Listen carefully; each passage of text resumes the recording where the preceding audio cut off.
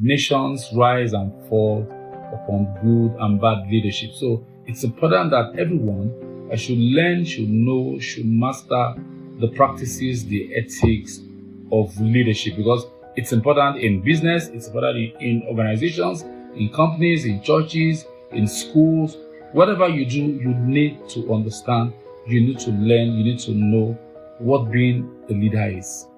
It amazes me that the millennials of today and the senior Gen Zs, it amazes me that they complain a lot about stress. But the truth is that the stress they are complaining about, people, Generation X and baby boomers, they've gone through much more difficult things. They have gone through a lot of more difficult things. While we were growing up, so we had to study, we had to write, there was no tablets, there was no phone. How tough or how difficult can things be then? Now, I'm not trying to generate a controversy concerning how things should be done, how things should not be done. What I'm trying to say is that young people of today, they need to understand what it means to lead. I understand that so many people are making money online, and then you don't actually need to lead anybody, but you just sit in front of a phone, you sit in front of a camera, and you make your money, you make your millions and everything. It's only you. But the question is that, how sustainable can that money be? If only you sit in your house and you make 1 million every month, every 2 weeks, every day. How do you pass this business to your children? How do you build a company? How do you build a successful conglomerate? If you care to study and to read about the story of the men that have changed the world globally, they are men who build companies. They are men who build other men. They are men that build other leaders. If you want to multiply anything you are doing, you have to also learn to build leaders. So it's important for us to understand that the study, the theories, the practicals, and the empirical knowledge that we get from leading, it's important because most leaders are influencers. Leaders are influencers, they build, they shaping, and they help to show people the way. So a leader is someone who harnesses the efforts of other people so as to achieve a particular task or vision in such a way that that vision is achieved. The people he has harnessed, they are learning, they are okay, he's taking care of them, and even he, the leader, is fulfilled. And I will always say that a leader is different from a manager. There are managers that are leaders. But certainly once you are a leader, you have gone a step ahead of becoming a manager. What we are trying to say is that even Jesus Christ himself, he learned and sat down to be trained to become a leader. And so no leader can say, I have achieved, I don't need training. We are all learning. Everybody is learning. So Jesus, he followed and went through the ranks. He went through protocols. He was baptized, he was taught, he stopped in the temple, he listened to the teachers of the law of that day. He was recognized. He didn't just, he was not prideful and just show up and say, I'm the son of the Father, I'm a leader. No, he grew up, he matured through the things that he suffered. And so I'm talking to this generation, we need to be careful with the things that we know. What you know is information. What you know does not mean that you are a leader. If you check my past podcast, you'll see where I explained what it means to be a positional leader, what it means to be a productive leader, what it means to become a relational leader, and what it means to be a legacy leader. Most people in Africa, they are at the positional level of leadership, and this level cannot build a conglomerate. It cannot. If you're a positional leader, people defer to you because of the authority that you have over them. You are not influencing them, probably because you are paying their salary, you are paying their wages, or they have something to take from you. And what I'm saying is that you can't just jump into leadership and feel you have arrived and you are now leading. You must go through the ranks. You must follow protocols. You must learn things. You must be mentored, and you must read books. As long as reading books is not even enough for you to become a leader. It's important that you are mentored, you are taken through the ropes, then you stay there. Experience is good.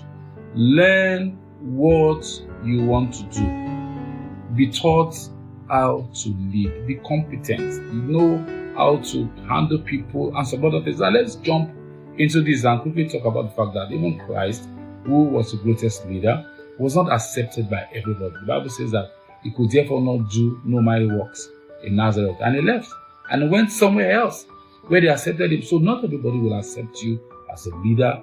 Not everybody will accept your product. Not everybody will. Leave those that are not accepting you. Go on to be something else. It is not always easy being a leader. So, like I said earlier, Jesus left those that are not accepting him and he moved on to other things. It's all about the people. It's all about doing what God has put on your inside. Now, in contemporary times now, a lot of people, they are jostling for power, they are jostling for authority, they are fighting for this, they are fighting for that. But there are other great things that God has called you to be. And I'm not talking to you as a pastor or talking to you as someone that I'm saying should work in a church, but I'm saying that there are things that God has wired you to be. So it's important that you go beyond being a positional leader. Being a positional leader is too small. It's beneath what God has wired you, the purposes that God has loaded into your life. So you must have an understanding that people, after a while, when they see that all you can do is within the framework of where you are appointed to, nobody will need you again. People must be able to beg you to come and serve on their boards, to come and serve in their company. People must be able to invite you and say, look, why don't you come and be a co-founder here, be a COO there.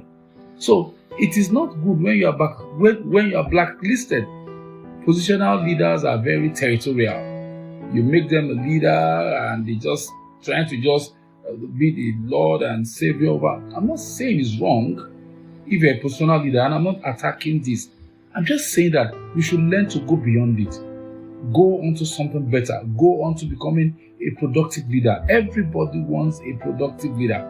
Everybody wants a Messi. Everybody wants a Ronaldo. Everybody wants someone who is working.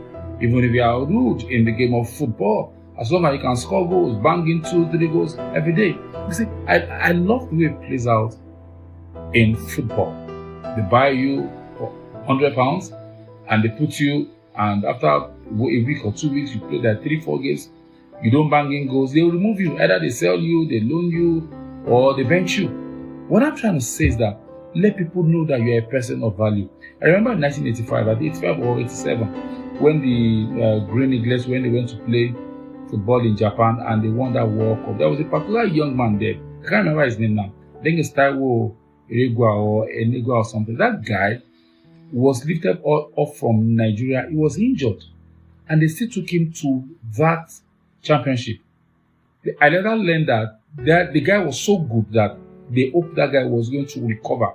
Eventually, he didn't play any match. He didn't actually recover from that injury. But he was so good that they still took him along. What I'm trying to say is that be a person of value.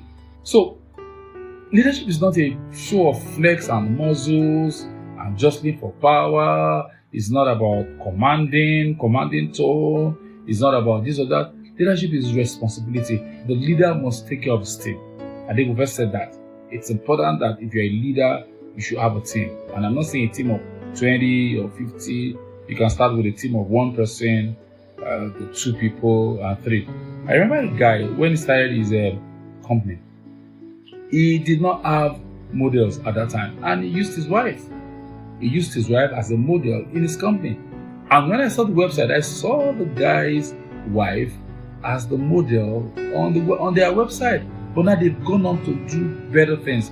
What I'm trying to say is that you must have a team. Let it not be that you are the only one that is in that office or that is working. You must have a team that is working with you. You must model what brought you to where you are. You must tell other people so that your work can also be multiplied. A leader adds value. A leader thinks futuristically. A leader does not remain where they are, but they're always thinking futuristically.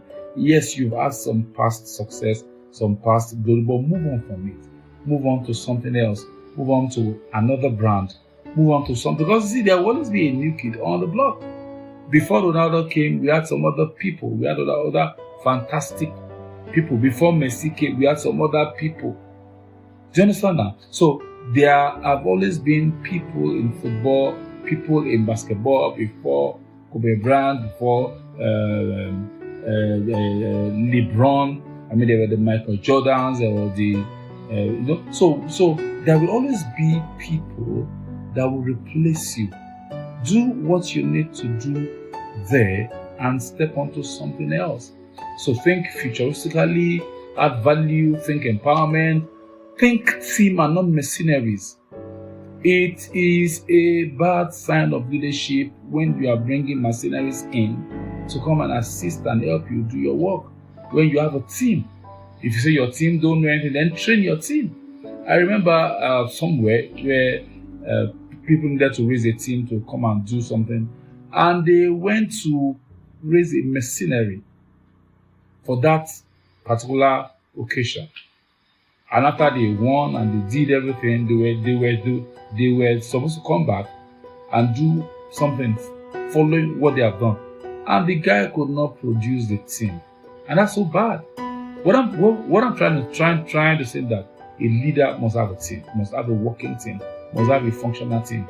If you know your team is not mature enough, then you build them up. I'm talking to millennials and senior Gen Zs who sit behind laptops and MacBooks and iPhones and are making money from this and that. And I want to say that what you are making will not be enough for the next 2, 3, 4 years. You need to build companies. You need to build conglomerates. You need to build men that will build the nation, that will build other people. There will become a time when probably you are old, it's the men that you have built that will also come back and be of help to you. So it's important that we understand what leaders do. Leaders think compassion. They think compassion. Leaders think community. So you must think community. Don't be like someone that is just working in their head and they just make plans in their head. There must be a playbook. People must be able to access your playbook. Don't worry, God will always give you ideas. Don't think that they will steal my. No. Teach people what you know. Write a book. Do a podcast. Do something. Somebody that I love so very much is John Maxwell. He keeps giving. He keeps training. He keeps giving of himself. He keeps training. He keeps becoming more. When you give more and more of yourself, you keep getting equipped and re-equipped. What we are trying to say is that a leader is an influencer. And I pray and hope that you will be a better leader today. God bless you.